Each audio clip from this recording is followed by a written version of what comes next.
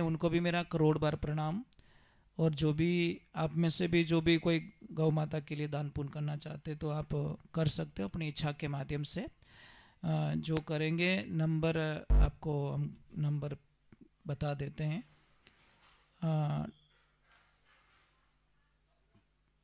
Number हम बता देते हैं आपको 7742062443 420 ये गूगल पे नंबर है। जो भी भक्त लोग चारा के लिए कल गाय माता के दरबार में लापसी भी बनाई जाएगी, उनको प्रसाद भी जमाया जाएगा।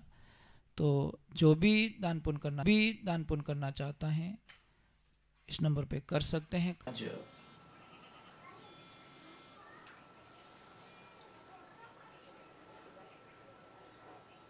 पवित्र अमावस्या के उपलक्ष्य में प्रार्थना करने और निवेदन करने की हमारी प्रार्थना स्वीकार करें। और मैं भगवान से प्रार्थना करता हूँ कि आप सब अच्छे होंगे, स्वस्थ होंगे, आपका पूरे परिवार खुशियों के माध्यम से, प्रभु की कृपा से, गौ माता की कृपा से आनंदमय होंगे।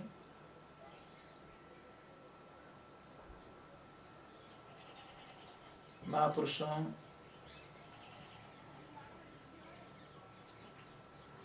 कल दान पुण्य करते हैं और इस ऊपर दान पुण्य का बड़ा महत्व बताया गया है।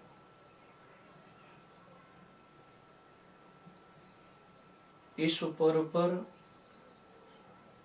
सूर्य देवता और शनि देवता का पूजन बड़ा महत्व बताया गया है।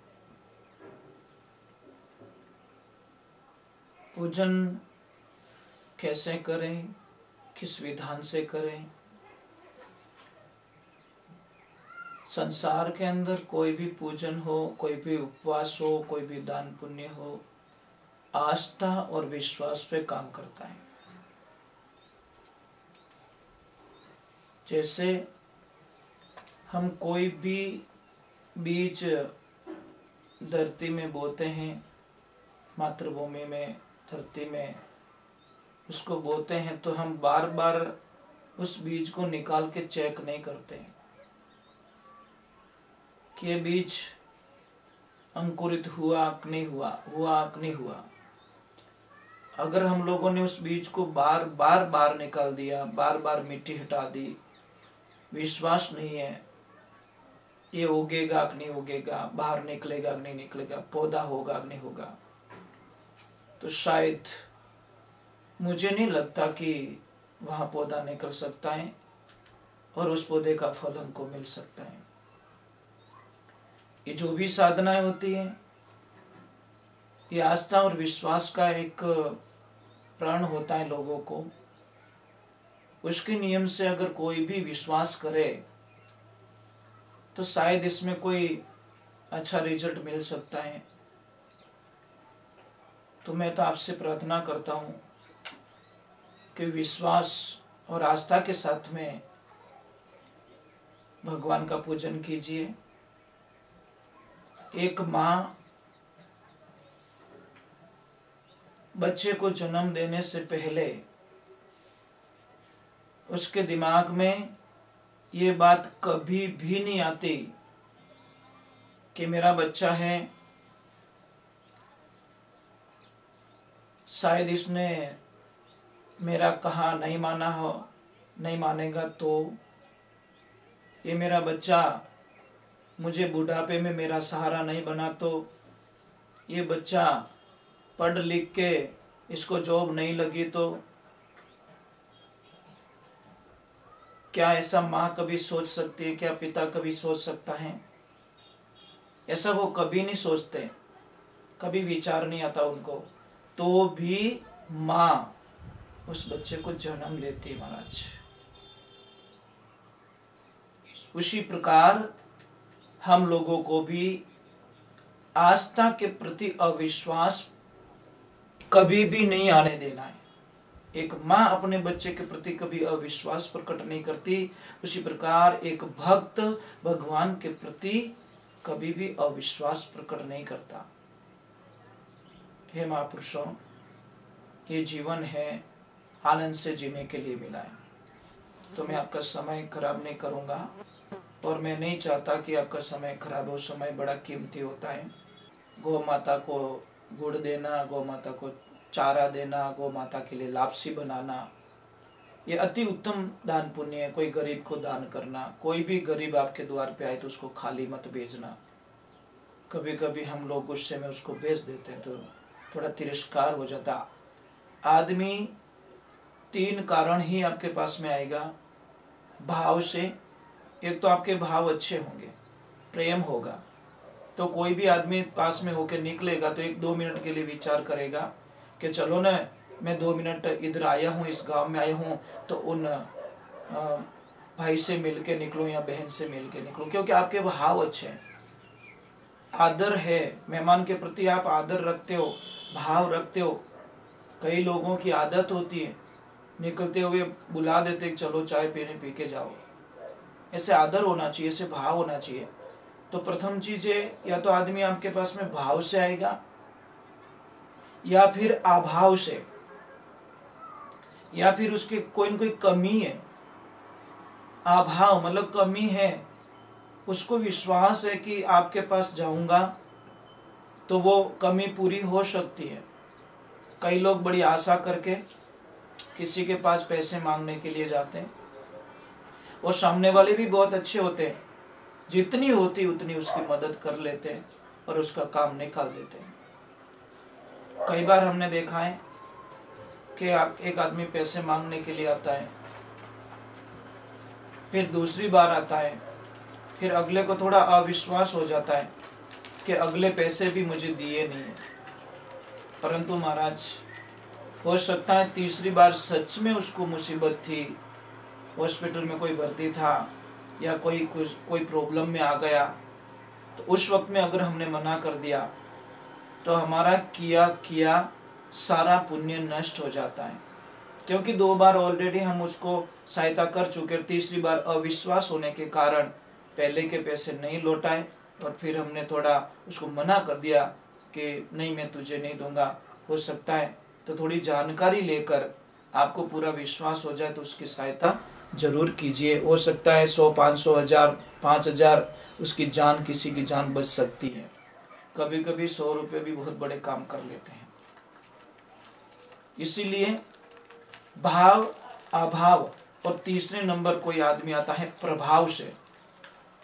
हो सकता है प्रभाव का मतलब होता है कि आपके पास जाऊंगा, उनके पास जाऊंगा, और प्रभाव के कारण उसका काम हो जाएगा, नाम मात्र से काम हो जाता है। जैसे मैं कई बार आपको बता चुका हूं कि कोई गरीब किसान था, और गरीब किसान ने अपनी जमीन बेची थी, और जमीन बेचने के बाद में वो गरीब किसान ने सोचा कि मेरे पास में ये पैसे को कहाँ रखूंगा, क्या इतने साल तक कहाँ रखूंगा। उसको एक विश्वास था, सेठ जी के पास में ले जाके जमा करा दिया, और उन्होंने बोला कि सेठ जी, मुझे आपके पूरा भरोसा है, जब मेरे बच्चों की शादी होवे तब ये पैसा मुझे वापस देना, क्योंकि मेरे पास खर्च हो जाएगा, मैं मेरी दिनचर्या कैसे भी निकाल दूंगा, खर्चा निकाल दूंगा। वक्त गुजर गया, बच्चे शादी के लायक हो गए, शादी की तैयारियां, शादी पक्की हो गई। अब वो सेठ जी के पास में जाता है, और सेठ जी को जाके बोलता, सेठ जी राम राम। सेठ जी ने बोला, भाई राम राम। कि सेठ जी, अब मुझे उन पैसों की आवश्यकता है जो पैसे मैंने आपको दिए थे। सेठ जी ने तुरंत जवाब दे दिया, भाई कौन हो तुम, कहाँ से आए हो, किस बात के पैसे, क्या प्रूफ है तुम्हारे पास में। कि सेठ जी, मेरे पास कोई प्रूफ नहीं है, मेरे पास सिर्फ आपका विश्वास ही मेरा एक प्रूफ था, या भगवान साक्षी है। मेरा कोई साक्षी नहीं है। सेठ जी ने बोला यहाँ पे कोई पैसे नहीं है और कोई 1 रुपया तू मेरे मांगता नहीं है। उसने सोचा कि अब मरने के अलावा कुछ भी नहीं रहा। जैसे ही वो वापस घर की तरफ निकलने लगा, सामने एक आदमी मिलता है। उसने बोला इतना तू निराश क्यों है? तो उस आदमी ने बोला क्या करूं, मैंने आज से 20 साल पहले सेठ जी को पैसे दिए थे और सेठ जी ने आज मना कर दिया कि कोई पैसा नहीं दिया तूने, कोई साक्षी नहीं है, कोई वैसा नहीं है। तो उस आदमी ने बोला एक काम हो सकता है, इस नगरी का जो राजा है ना बड़ा प्रभावशाली है, जा और वो दयालु भी है, वहां पे जा और आपकी आप बीती वहां पे बताओ, आपका काम हो जाएगा। तो जैसे ही वो राजा के पास में जाता है और राजा को जाके बोलता है राजन ऐसी बात हो गई है। राजन ने बोला कोई बात नहीं, आप चिंता मत करो, आपका काम हो जाएगा। उसको बड़ी खुशी मिली। आपको करना कुछ नहीं है, आप कल एक उस दुकान पे जाके खड़े रह जाना, बोलना कुछ नहीं, सेठ से पैसे भी नहीं मांगना है और कुछ भी नहीं करना है। तो आपको एक बात अवश्य ध्यान रखनी है, जहां पे खड़े रहोगे वहां पे उसी रास्ते मेरी यात्रा निकलेगी, उसी रास्ते मेरी यात्रा निकलेगी और उसी रास्ते यात्रा निकलने के कारण मेरा रथ जैसे वहां पे आएगा, मैं आपको तुरंत ही आवाज दूंगा कि भाई तुम तो मेरे बालपने के मित्र हो, तुम वहां क्यों खड़े हो, आओ मेरे रथ में बैठो। कुछ नहीं करना, आपको आके मेरे रथ में बैठना है, बोलना भी कुछ नहीं है और रथ आगे रवाना हो जाएगा। जैसे ही गए राजन ने वही आवाज दी, अरे रोको भाई रथ रोको, मेरा बालपने का सखा है, मेरा मित्र है, वो वहां खड़ा है, अरे भाई आजा तू आजा। जैसे आया राजन के पास में बैठाया और बैठा के राजन आगे की तरफ चल दिए। ये दृश्य सारा सेठ जी देख रहे थे। सेठ जी ने सोचा कि इस आदमी की बहुत बड़ी पहचान है, राजा से पहचान है, और ये बात अगर राजा को बता ली तो मेरा तो पूरा भंडा फोड़ हो जाएगा। तो जैसे वो आदमी घर नहीं पहुंचा, उससे पहले तो सेठ जी ने सारे पैसे ब्याज के सहित ले जाकर उसके घर पे दे दिया और उसको घर वालों को बोला कि भाई उसको बोल देना कि सारे पैसे मैंने दे दिए, पर ये बात राजन को ना बताए। तो ये हुई प्रभाव की बात। अभाव, प्रभाव और भाव, ये 3 पॉइंट होते हैं। इसलिए कोई भी आए तो उसका अनादर ना करे, होए उतना सत्कार करे, क्योंकि आज उसके दिन बुरे हैं, हो सकता है कल वो बहुत बड़ा आदमी बन जाए और हमारी कोई बुरी स्थिति बन जाए तो वो चीज उसको हम याद दिला सकते हैं, वो याद रखेगा। बुरे वक्त में कोई काम आता नहीं, इंसान कभी भूलता नहीं है, ठीक है, बीच बीच में वो भूल जाता, कभी ऐसी बात नहीं होती। तो हम कहते हैं कि प्रभु आप अच्छे रहोगे और कोशिश कीजिए कि विष्णु सहस्त्र नाम और नारायण कवच का आप पाठ करना। दान पुण्य में भाव होना चाहिए, ये मैंने आपको बता दिया है। और भगवान को ये जरूर बोलना कि मैं दान कर रहा हूं, मुझे इस लायक आपने बनाया, इस लायक आपने मुझे जो बनाया है, ये मेरा अहोभाग्य कि मैं दान पुण्य कर सक रहा हूं। इस लायक भी महाराज बहुत लोग होते हैं ना जो दान पुण्य करते नहीं, उनका अहोभाग्य होता है। और